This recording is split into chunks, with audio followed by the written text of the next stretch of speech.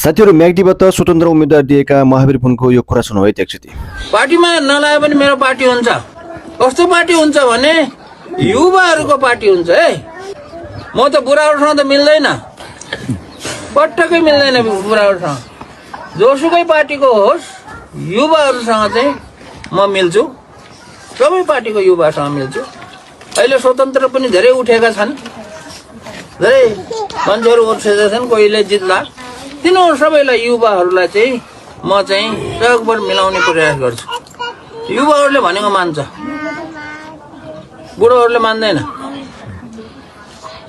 त्यस कारणले मैले मेरो आफ्नै पार्टी नभए पनि एउटा स्वतन्त्र एउटा सिङ्गो व्यक्ति हुँदैन।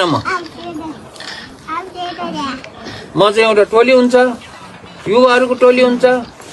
युवाहरूसँग चाहिँ गरेर चाहिँ योजना बनाउँछु के गर्नुपर्ने देश विकासको लागि। त्यसरी चाहिँ म अगाडि बढ्ने हो।